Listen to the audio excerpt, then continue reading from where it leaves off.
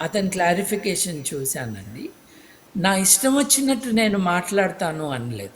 ముందేమన్నాడో దానికి విరుద్ధంగా కొంచెం సాఫ్ట్‌గా మళ్ళీ క్లారిఫికేషన్ ఇచ్చాడు. అందరికీ నేను అపాలజీ చెప్తున్నాను అన్నాడు. నేను విదేశాల్లో ఉన్నాను. నా బ్యాంక్ అకౌంట్ ఇంతుంది అని జెప్పాడు. బ్యాంక్ అకౌంట్ అంత ఉండటం మంచిదే. ఎందుకంటే లాయర్‌లకి ఫీజులు కట్టుకోవాల్సుంటది. అవును. చాలా కేసులు పెట్టటము, ఒక రకంగా ఇబ్బంది పెట్టడానికి పెట్టే కేసులు గూడా చాలా ఉంటాయి మన దేశంలో. So, he needs some finances. రెండవది నేను విదేశంలో ఉన్నాను. ఇప్పుడు థాయిలాండ్ నుండి ఆయన ఒక మాట అంటే, భారతదేశంలో నేరం అవుతుందా అన్నది లాయర్లు చెప్పాలి.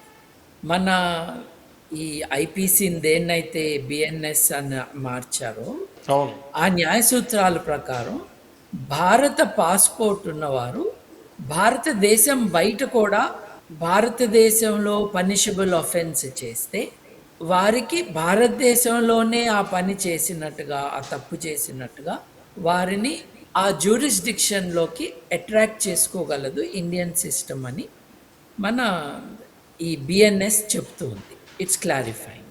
ఆయన నాకు ఇండియన్ పాస్‌పోర్ట్ ఉందని గూడా చూపిచ్చాడు. సో, క్లియర్‌గా భారతదేశ చట్టం ఆయనకి వర్తిస్తుంది. భారతదేశంలో ఉన్న, బయటున్న.